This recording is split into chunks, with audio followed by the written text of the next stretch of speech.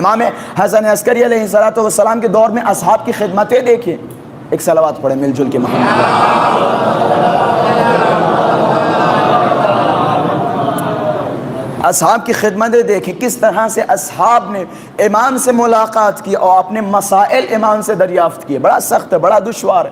اما وہ حکومتیں, وہ سیاستیں جہاں نام علی لینا جرم ہو, اور امام کا یہ دور شدید تقیہ کا دور ہے. لوگ پتہ نہیں چلتا تھا کہ کون شیعہ ہے, کون حکومت کی طرف سے آیا ہوا ہے, اور کون مولا کا چاہنے والا, کچھ نہیں پتا. بعض افراد لکھتے ہیں یہاں تک یہ بھی نہیں پتا تھا کہ یہ بنی ہاشم کے خاندان سے تعلق رکھتے ہیں یا بنی امیہ و بنی عباس. اتنا شدید تقیہ کا دور, لوگ سب اپنی پہچان چھپائے ہوئے ہیں. اتنا شدید تقیہ کا دور. ذرا سی اگر خبر مل جائے کہ یہ علی کا چاہنے والا ہے, علی کے فضائل بیان کرنے والا ہے, گردن اس کی اڑا دیتے تھے, مار دیتے تھے, جلا دیتے تھے. عبداللہ بن شداد رسول اللہ کے بہت بڑے صحابی, ان کی خواہش و حسرت پتہ ہے کیا تھی؟ ان کی خواہش و حسرت یہ تھی کہ پروردگارہ میری زندگی میں ایک ایسا دن آئے, دیکھیں کتنی پابندی تھی, کہ میری زندگی میں ایک ایسا دن آئے جیسے ہی صبح کا سورج نمودار ہو میں منبر پہ بیٹھوں, ظہر تک صرف و صرف فضائل علی بیان کروں, اور جیسے ہی ظہر کا وقت قریب آئے میری گردن میرے تن سے جدا کر دی جائے. یہ میری خواہش و حسرت ہے. یعنی اتنا دور شدید, اتنا سخت کہ نام علی لینا جرم. اگر کسی نے علی کا نام لیا تو اسے مار دیں, اگر کسی بچے کا نام علی رکھا جائے تو اس بچے کو مار دیں. اتنا شدید دور. اصحاب نے ایک بہترین نقش ادا کیا اور معارف امام حسن عسکری علیہ السلام ہم تک پہنچائے. بڑی سختیاں تھیں, بڑی دشواریاں تھیں.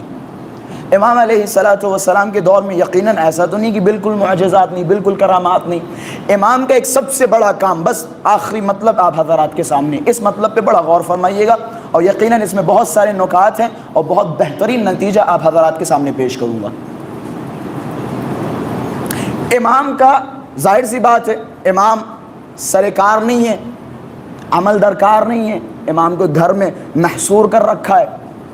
اس دور کا ایک سب سے بڑا فتنہ یہ تھا کہ چھوٹے چھوٹے چھوٹے چھوٹے فرقے بن گئے کافی. واقفیہ, حسکیہ, نمیدونم اسحاقیہ, اور فلاں و فلاں و فلاں فلاں, یہ سارے فرقے اس دور میں بنے. امام علیہ السلام کا ایک مختصر وقت میں اصحاب کے ذریعے یا بعض خصوصی لوگوں کے ذریعے امام نے ان فرقوں کو تباہ کر دیا. بڑا غور فرمائیے گا. اس دور میں ایک صاحب ایک کتاب لکھ رہے تھے, ان کا ایک شاگرد تھا. شاگرد نے پوچھا کہ کون سی کتاب لکھ رہے ہو؟ کہ میں قرآن کے خلاف ایک کتاب لکھ رہا ہوں جس کا ٹاپک اور موضوع یہ ہے کہ قرآن میں بہت سارے معجزات ہیں, بہت سارے قرآن میں بہت سارے تناقضات ہیں, اور قرآن میں بہت سارے مطالب الٹے سیدھے ہیں. شاگرد نے یہ خبر پائی اور اس کا تعلق امام سے تھا. یہ امام کے پاس گیا, امام سے عرض کیا کہ مولا, میرا مالک یا میرا استاد فلاں و فلاں, کہ میں حقیقت میں آپ کا چاہنے والا ہوں, لیکن میں فقط اس کے پاس رہتا ہوں کچھ سیکھنے کے لیے. کہ مولا اس نے آپ کے خلاف اور قرآن کے خلاف ایک کتاب لکھی ہے, اور 15-20 سال سے وہ کتاب لکھ رہا ہے, اور کتاب مکمل ہو چکی ہے. آپ اگر اجازت دیں تو میں کتاب چوری کر لوں, جلا دوں, یا کتاب اٹھاؤں اور پانی میں پھینک دوں. مولا نے کہا نہیں, ہمارا تعلق ان لوگوں میں سے نہیں ہے, ہمارا تعلق ان لوگوں میں سے نہیں ہے کہ اس کے پاس جاؤ اور ایک سوال کرنا جا کے. کہ مولا کیا سوال؟ کہ اس سے کہنا جا کے یہ جو تم قرآن کے خلاف کتاب لکھ رہے ہو, کیا تم جو خدا نے قرآن مجید میں فرمایا وہ تم نے سمجھا, یا جو خدا کی نظر میں جو چیز ہے اس آیت سے وہی چیز تم سمجھے؟ یعنی جو خدا بتانا چاہ رہا ہے کیا تم ان آیتوں سے وہی سمجھے؟ کہ بس اتنا سا سوال اس سے کرنا جا کے. اب یہ ان کا شاگرد دوڑتا ہوا ان کے پاس آیا اور گھر کے کاموں میں مصروف تھا. گھر کے کام کرتے کرتے کہ ایک سوال ہے استاد جی کے. کیا سوال؟ کہ سوال یہ ہے تم نے جو قرآن کے خلاف کتاب لکھی کیا تم خدا کی اسی مراد کو سمجھے جو خدا کی مراد ہے، یا الفاظ کو بدلوں، یا جو آیتوں میں ہے یا جو خدا نے نازل کیا اور جس مقصد کے لیے نازل کیا، کیا تم خدا کے اس مقصد کو سمجھ گئے جو تم نے قرآن کے خلاف کتاب لکھی؟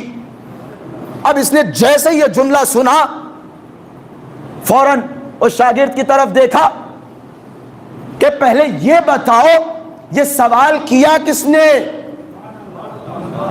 کہ میں تو تمہیں سالوں سے جانتا ہوں، اتنا ضرور پتا ہے کہ تمہاری اتنی حیثیت نہیں کہ تم اس جیسے سوال پیدا کر سکو، کہ اب حقیقت بتاؤ یہ سوال تم سے کیا کس نے؟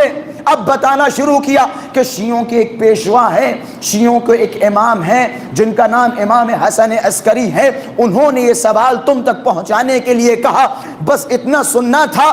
اس نے کتاب اٹھائی اور کنویں میں کود گیا، کتاب اٹھائی اور کنویں میں کود گیا۔ اب یہ شاگرد دوڑتا ہوا گیا، انہیں کنویں سے باہر نکالا کہ کیا ہوا؟ کہ تم پوچھ رہے ہو کیا ہوا؟ کہ تمہارے امام نے یا شیعوں کے امام نے ایک سوال کے ذریعے میری 20 سال کی محنت تباہ و برباد کر دی۔ کہ ایک سوال کے ذریعے، کہ وہ کیسے؟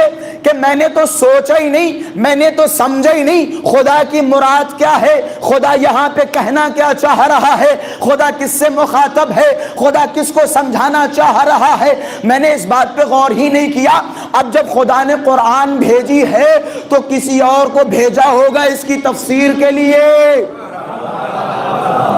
میں نے قرآن کی طرف تو توجہ کی لیکن مفسرین قرآن کی طرف نہیں کی۔ اب مجھے کہنے دیجئے وہ جو نعرے لگاتے ہیں حسبنا کتاب اللہ، حسبنا کتاب اللہ، ہمارے لیے اللہ کی کتاب کافی ہے، ہمیں اس واقعے سے سمجھ جاؤ جب وہ آدمی جو 20 سال قرآن پہ لگا رہا اور آخر میں کہنا پڑا کہ مفسر کا ہونا ضروری ہے، تو تم نے کیسے دعویٰ کر دیا کہ ہمارے لیے قرآن کافی؟